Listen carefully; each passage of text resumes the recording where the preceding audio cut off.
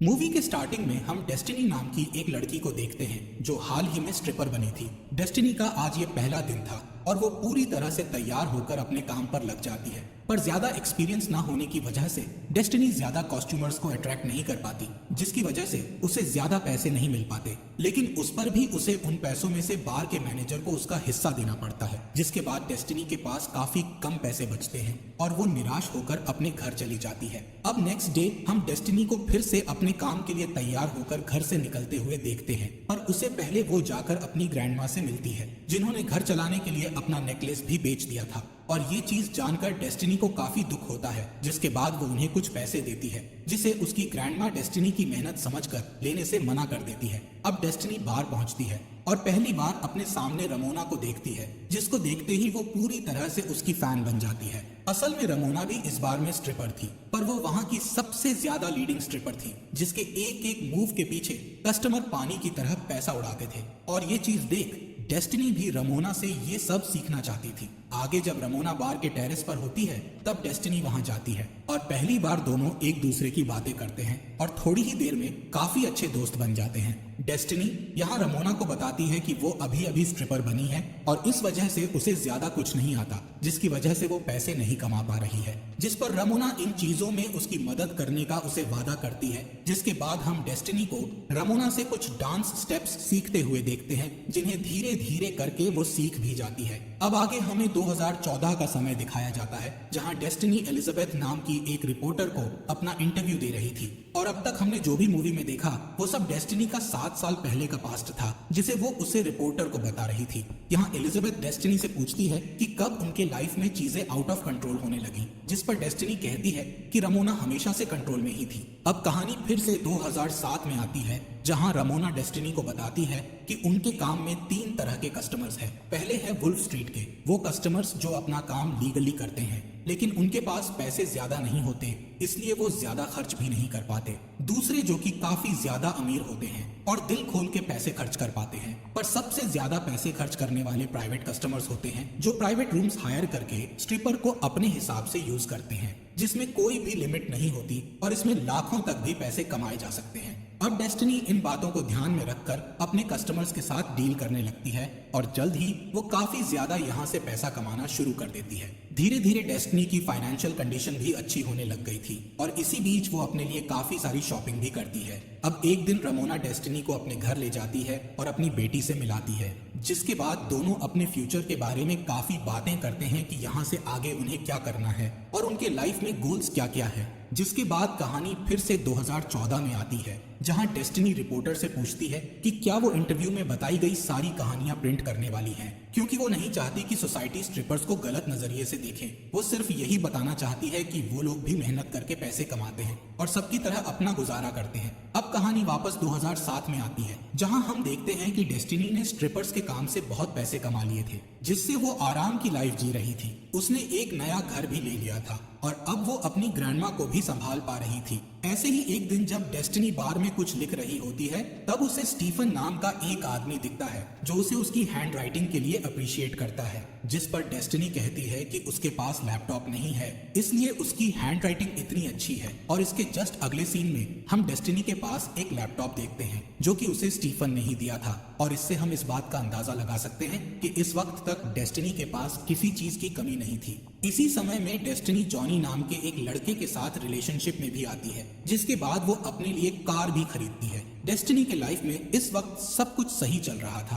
पर यहाँ धीरे धीरे चीजें बिगड़ने लगी। स्टार्टिंग में तो जॉनी और डेस्टिनी में काफी प्यार था, पर आगे जाकर दोनों में काफी झगड़े होने लगते हैं। और फिर आता है इनका सबसे बुरा समय 2008 का फाइनेंशियल क्राइसिस, जिसके बाद शेयर मार्केट तो डूबा ही, पर वहां से आने वाले जितने भी कस्टमर्स थे वो भी बंद हो गए और डेस्टिनी के पैसे भी धीरे धीरे खत्म होने लगे। इस दौरान वो प्रेग्नेंट भी हो गई थी, जिसका जॉनी ने पूरा ख्याल रखने का वादा किया था। पर जैसे ही डेस्टिनी को एक बेटी हुई, जॉनी और डेस्टिनी में बहुत झगड़े होने लगे, जिसके बाद डेस्टिनी ने जॉनी को फाइनली अपने लाइफ से बाहर निकाल दिया और अकेले ही अपने बेटी को संभालने लगी। अब डेस्टिनी को वापस काफी पैसों की जरूरत थी, इसलिए पहले वो अपने सारे एक्स कस्टमर्स को कॉल लगाकर उनसे मदद मांगने लगती है, जिसमें स्टीफन भी था, पर किसी से भी उसको कोई मदद नहीं मिलती। यहाँ तक कि स्टीफन भी कहता है कि उसकी अब फैमिली है। इसके बाद डेस्टिनी बाहर जाकर जॉब ढूंढने लगती है, पर उसे हर जगह यही सुनने मिलता है कि हम सिर्फ एक्सपीरियंस वालों को जॉब दे सकते हैं, जिस वजह से उसके लिए जॉब ढूंढना बहुत मुश्किल हो रहा था। इससे उसे पैसे कमाने का सिर्फ आखिरी रास्ता बचता है,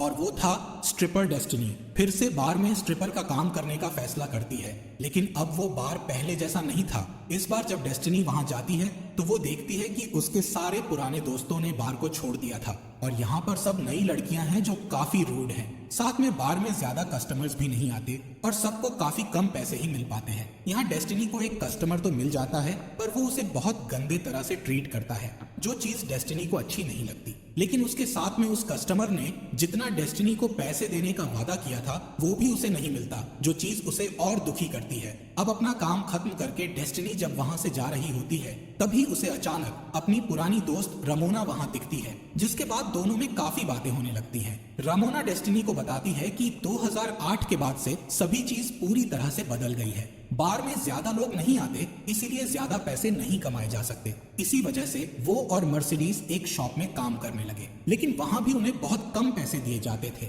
जिसके बाद रमोना ने वापस अपना पुराना वाला काम शुरू करने का फैसला किया, पर इस बार उसका अलग प्लान था। उसने कस्टमर्स को फंसाना शुरू किया और उन्हें ड्रंक करके वो बार में लाती थी, और जैसे ही कस्टमर अपने होश खो देता था तब वो उनके क्रेडिट कार्ड से पैसे निकाल लेती थी। और ये चोरी जैसा भी नहीं था, क्योंकि इसमें कस्टमर्स खुद ही मर्जी से अपना क्रेडिट कार्ड और उसका पासवर्ड बताता था। पर यह प्लान भी ज्यादा समय नहीं चल पाया, क्योंकि कई कस्टमर्स ड्रिंक करते ही नहीं थे, और इस वजह से कई बार उन्हें काफी लॉस भी हुआ। तब जाकर रमोना ने इस प्लान को एक लेवल ऊपर ले जाने का फैसला किया, और उसने कस्टमर्स को बेहोश करके उनके कार्ड्स लेने का फैसला किया। रमोना ने सोचा कि अगर वो लोग कस्टमर्स के ड्रिंक में कुछ नशीली चीज मिला दे तो वो लोग जल्दी नशे में भी हो जाएंगे और उनका प्लान सक्सेसफुल भी हो जाएगा। आगे जब डेस्टिनी रमोना को अपनी कंडीशन बताती है, तब वो उसे अपना टीम ज्वाइन करने के लिए कहती है, जिसे डेस्टिनी मना भी नहीं कर सकती थी, और वो उसे ज्वाइन भी कर लेती है। इसके बाद से दोनों और उनके बाकी दोस्त साथ मिलकर काम करने लगते हैं। वो लोग कस्टमर्स को ड्रंक करवाकर उनके कार्ड से पैसे निकाल लिया करते थे, और टैबलेट्स के असर की वजह से कस्टमर्स को पिछले रात की कोई भी बात याद नहीं रहती थी। यहाँ तक कि रमोना और डेस्टिनी ने मिलकर खुद से ऐसी भी टैबलेट्स बनाई थी जो कि सिर्फ कस्टमर्स को बेहोश करती थी, ना कि उन्हें कुछ हार्म करती, और ये प्लान इनका बहुत अच्छी तरह चलने भी लगा। कुछ ही समय में ये लोग अपनी पुरानी वाली जिंदगी जीने लगे, जहाँ उनके पास पैसों की कोई कमी नहीं थी। डेस्टिनी ने अपनी ग्रैंडमा के घर के लिए काफी पैसे जमा कर लिए थे। रमोना भी अब अपनी बेटी को अच्छी तरह पाल रही थी। मर्सिडीज, जो लंबे समय से अपने बॉयफ्रेंड ड्रैगन को जेल से निकालना चाहती थी, उसने भी अब एक लॉयर को हायर कर लिया था, और एनाबेल ने भी अपना एक नया घर खरीद लिया था। इस वक्त तक सभी काफी ज्यादा पैसे कमा चुके थे, इसलिए इन्होंने बाहर की बाकी लड़कियों को भी अपनी टीम में जोड़ने का फैसला किया, जिससे इन्हें और पैसे आ रहे थे। आगे क्रिसमस के दिन सभी एक दूसरे से मिलने का फैसला करते हैं, जहां सब ने एक दूसरे के लिए काफी सारे गिफ्ट्स लाए थे। और ये मूवी का सबसे हैप्पी मोमेंट होता है, जहां ये लोग गरीबी को देखकर वापस एक लग्जूरियस लाइफ जी पा रहे थे। अब हमें फिर से इंटरव्यू दिखाया जाता है, जहां डेस्टिनी एलिजाबेथ से कहती है कि अब भी उसकी फाइनेंशियल स्टेटस बहुत अच्छी है, इसी वजह से वो हमारे उस समय की तकलीफ को नहीं समझ सकती। वो आगे इस बारे में ज्यादा नहीं कहना चाहेगी, वरना लोग उसे कैरेक्टरलेस गर्ल समझने लगेंगे, जो कि उसके सारे फ्रेंड्स हैं। अब ये बात सुनकर एलिजाबेथ डेस्टिनी से कहती है कि ऐसा ही कुछ रमोना ने उसके बारे में भी कहा था जब वो उसका इंटरव्यू ले रही थी, यानी कि एलिजाबेथ ने पहले ही रमोना का इंटरव्यू ले लिया था। ये बात सुनते ही डेस्टिनी गुस्सा हो जाती है, क्योंकि वो अब रमोना को पसंद नहीं करती, इसलिए वो इंटरव्यू कंटिन्यू करने के लिए कहती है। अब डेस्टिनी बताती है कि जब 2013 का समय चल रहा था, तब रमोना अपने लालच के सबसे पीक पर पहुंच गई थी। उसने फैसला किया कि अब वो कस्टमर्स को बार में नहीं ले जाएगी, बल्कि होटल में ले जाएगी, और अपनी टीम में डेस्टिनी के मना करने के बाद भी एक नई लड़की डॉन को जोड़ लिया। डॉन बहुत ज्यादा डॉन किस्म की लड़की थी, जिसे सिर्फ अपने पैसों से मतलब था। आगे एक रात जब मर्सिडीज रमोना के कस्टमर के साथ थी,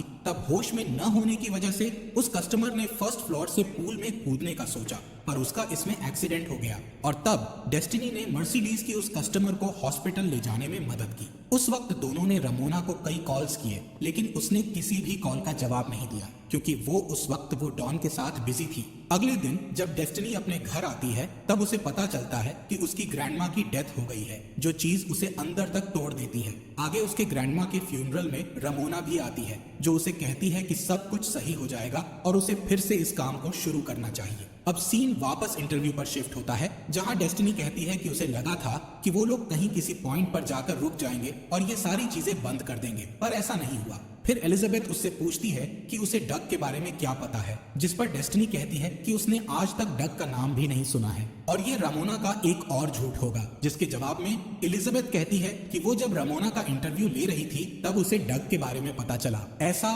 उसके और रमोना के बीच क्या हो गया था जिसकी वजह से दोनों आज एक दूसरे को नहीं पसंद करते। और ये सुनते ही डेस्टिनी इस इंटरव्यू को यहीं खत्म कर देती है और एलिजाबेथ को वहां से जाने के लिए कहती है। पर उसी रात एलिजाबेथ को डेस्टिनी का कॉल आता है और वो उसे पूरी कहानी बताने के लिए तैयार हो जाती है। डेस्टिनी बताती है कि 2013 के एंड में रमोना को डग नाम का एक कस्टमर मिला था जिसकी लाइफ पूरी तरह से बर्बाद हो गई थी। ये उसके फैमिली में बहुत इश्यूज चल रहे थे और उसके दोस्तों ने उसे बार में लाया था। जब डेस्टिनी ने डग से बात किया तो उसे उसके लिए काफी दया आई, पर रमोना के साथ बाकी दूसरी सभी लड़कियां उसे लूटना चाहती थी। और हुआ भी ऐसा ही। उन लोगों ने डग को ड्रंक करके उसके क्रेडिट कार्ड से सारे पैसे ले लिए जो कि उसके कंपनी के पैसे थे, जिसके बाद उसे कंपनी से तो निकाल ही दिया गया, पर उसके ऊपर काफी केसेस भी हो गए। आगे डग ने कुछ दिनों बाद डेस्टिनी को कॉल किया और उसे कहा कि वो लोग उसके पैसे लौटा दें वरना उसे जेल हो जाएगी। जो चीज सुनते ही डेस्टिनी को उस पर दया आने लगी, पर यह चीज वहां बैठी रमोना भी नोटिस कर रही थी, जिसने डेस्टिनी के हाथ से फोन छीनकर कॉल को काट दिया। अब डग ने ये सारी बातें पुलिस ऑफिसर्स को बताई और कुछ कॉल रिकॉर्डिंग्स भी दिखाई जो कि डॉन के कॉल रिकॉर्डिंग्स थे, जिनसे ऑफिसर्स डॉन तक पहुंच गए और उसे इन्वेस्टिगेट करने लगे, जिसमें डॉन ने पूरा सच बता दिया और उसने ऑफिसर्स के साथ मिलकर उन चारों को पकड़ने का वादा भी किया, जिसके लिए एक स्टिंग ऑपरेशन भी रखा गया था, जिसमें डॉन एक माइक लगाकर सारा सच रिकॉर्ड करने वाली थी। डेस्टिनी को इस बात का थोड़ा आइडिया पहले से ही हो गया था, जिस वजह से वो लोग इसमें भी बच गए। लेकिन रमोना को तब भी ऐसा लग रहा था कि डॉन ऐसा नहीं कर सकती, लेकिन इसके बाद भी कोई ऑफिसर उन चारों को पकड़ नहीं पा रहा था क्योंकि उनके पास कोई भी सबूत ही नहीं थे। कई लोग यही भूल गए थे कि उनके साथ पिछली रात को हुआ क्या है, और जिन्हें कुछ याद भी था वो शर्म की वजह से कुछ बताना नहीं चाहते थे। ऐसे ही ऑफिसर्स के पास एक दिन एक बिजनेसमैन की न्यूज आई जिसने एक रात में $1 लाख से ज्यादा पैसे उड़ा दिए थे, पर उसे उसके बारे में कुछ भी याद नहीं था। वो बिजनेसमैन 3 रात और ऐसे ही पैसे उड़ाता रहा, लेकिन उन 3 रातों के बारे में भी उसे कुछ याद नहीं। और इसी बात को एविडेंस बनाकर ऑफिसर्स ने चारों लड़कियों को पकड़ लिया, जिसमें एक एक करके उन्होंने सबको इन्वेस्टिगेट किया, लेकिन किसी ने कुछ भी नहीं बताया। बस डेस्टिनी ही थी जिसने अपनी बेटी के फ्यूचर के लिए सब सच बताने का फैसला किया और इसी तरह इनका पूरा सच बाहर आया। अब इन चीजों के खत्म होने के 1 साल बाद का हमें सीन दिखाया जाता है, जहां डेस्टिनी एलिजाबेथ को कॉल करके पूछती है कि उस इंटरव्यू में रमोना ने उसके बारे में उसे क्या क्या बातें बताई थी, जिस पर एलिजाबेथ बताती है कि जब वो रमोना से मिली थी तब उसने उसे एक बच्ची की फोटो दिखाई थी जो कि डेस्टिनी के ही बचपन की फोटो थी, और रमोना ने उस पर बताया कि ये उसकी सबसे फेवरेट है। जो सुनकर डेस्टिनी को रोना आ गया और फिर एलिजाबेथ ने डेस्टिनी को रमोना को कॉल करने को कहा, जिस पर डेस्टिनी ने हाँ में जवाब दिया। अब मूवी के एंडिंग सीन में दिखाया जाता है कि इन चारों को लोगों को धोखा देने के लिए अलग अलग सजाएं दी गई। डेस्टिनी को कोई जेल नहीं हुई और ऑफिसर्स के साथ कोऑपरेट करने के लिए उसे छोड़ दिया गया। रमोना को 5 साल के प्रोबेशन में रख दिया गया, जहां उसे जेल तो नहीं होगी पर ऑफिसर्स उस पर नजर रखेंगे, और मर्सिडीज और एनाबेल को 4-4 महीने की जेल हुई। जिसके बाद ये मूवी रमोना के एक डायलॉग के साथ खत्म होती है, जिसमें रमोना कहती है कि ये पूरी कंट्री ही एक क्लब है जिसमें एक जन पैसे फेंकता है और दूसरा उसे पाने के लिए नाचता है, जिसके साथ ये मूवी यही एंड हो जाती है।